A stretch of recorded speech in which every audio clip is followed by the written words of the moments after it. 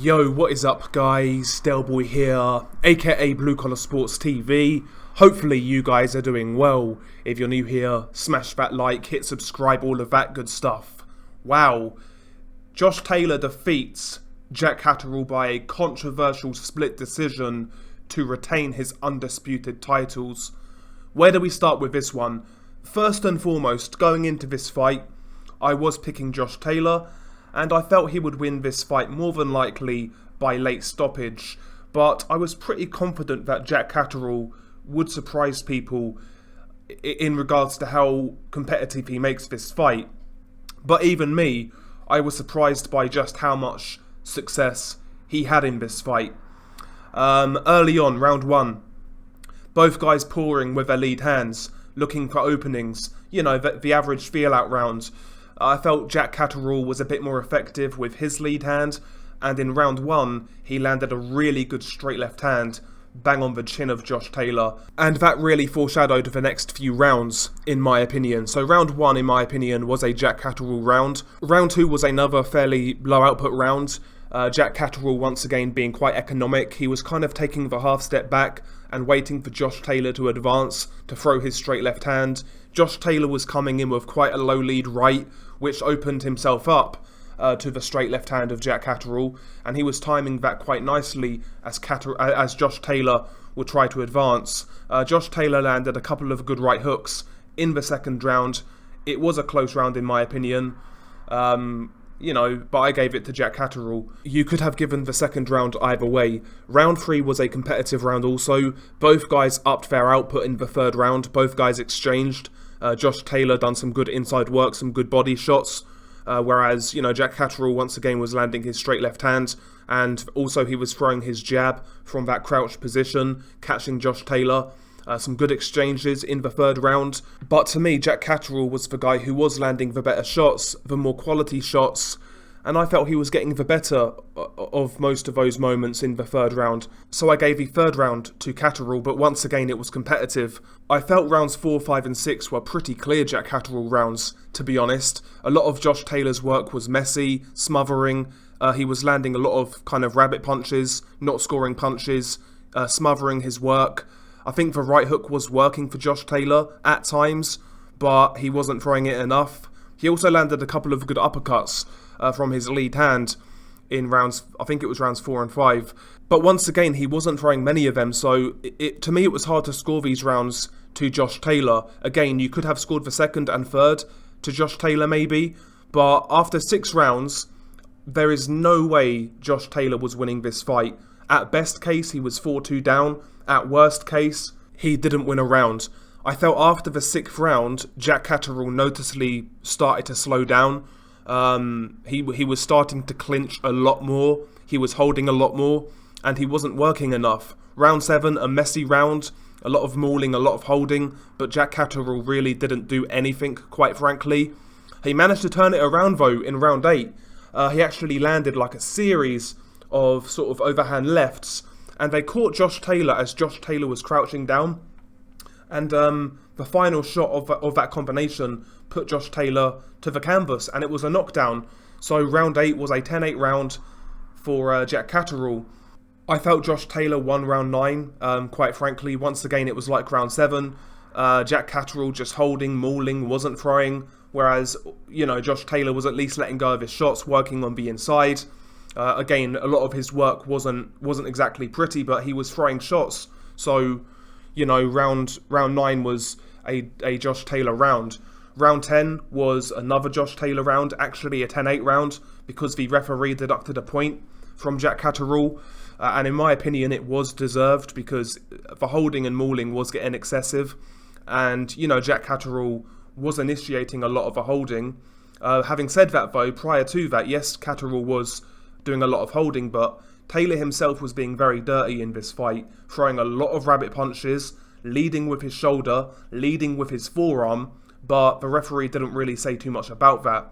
But nevertheless, point deduction in round 10 for Jack Catterall, 10-8 round for Josh Taylor. And yeah, once again, round 10 was very scrappy, but it was Josh Taylor who was moving his hands. He was the guy throwing punches, so I scored round 10 to Josh Taylor. Round 11, another interesting round and a questionable point deduction, in my opinion, at the end. So the round itself was messy once again. Catterall, he was picking the odd shot like in most rounds, but his work rate just dropped, and he was content to hold and maul and try to neutralise Taylor that way. And, in those sort of occurrences, I'll score the round to the guy who's actually trying to fight, and that was Josh Taylor. Again, a lot of his work wasn't pretty, it wasn't clear, it wasn't clean, but he was throwing shots and some got through, and he outworked Jack Catterall in round 11. But as the round ended, both guys walked past each other, and Josh Taylor gave Jack Catterall like a light punch to the stomach, and the referee deducted a point for it for punching after the break. It wasn't a punch in malice. He just kind of tapped him on the stomach, a hard tap on the stomach. I felt that point deduction was a bit questionable, to be honest. But round 11 I scored to Josh Taylor, so that makes it 9-9. And round 12, a few more exchanges in round 12. Taylor started the round really well, getting to the body of Jack Catterall, and that's what he was doing through the latter part of his fight. He was landing some good body shots on Jack Catterall. And yeah, he was the guy working. Jack Catterall had a couple of good spells at the end where he landed a couple of combinations on Josh Taylor. But yeah, I felt Josh Taylor won round 12. But at the end of the fight, I felt Jack Catterall did enough to win this one. And quite frankly, I think you're reaching if you scored this one to Josh Taylor. Again, I appreciate that, particularly in the second half of this fight, Jack Catterall was holding a lot. It has to be said, he was messy, he was spoiling the fight. No doubt about it. And the ESPN commentary team where I watched this, they were pointing that out, but they wasn't pointing out the fact that, like I said earlier, Josh Taylor was being very dirty in this fight as well, leading with forearms, with elbows, being quite reckless with the head at times, on more than one occasion. But, nothing was said. Again, I'm not making an excuse for Catterall's holding, but to say he was the only guy to make this fight messy is a bit... I don't know. I felt Josh was very roughhouse in there as well, quite frankly. So both guys were dirty. Let's just be real. But in terms of scoring and who won more rounds, it was Jack Catterall, in my opinion, and he scored the knockdown. He landed the better punches, no doubt about it. And as a whole, I felt Jack Catterall won this fight. Again, he should have continued his work in the second half of this fight, because when he was throwing that straight left hand in the first half, he couldn't miss Josh Taylor. He was drawing Josh Taylor in, taking the half step back. Taylor was coming in with a low left hand, and Taylor couldn't evade it. And by the way, even knockdown aside, Josh Taylor was feeling some of those punches. He was feeling those shots as he was getting tagged. But Catterall never really went through the gears to try to put it on Josh Taylor even more after he landed a good shot. And you wonder, if he did that, could he have achieved something special and maybe got the knockout, because he was hurting Josh Taylor. Absolutely he was.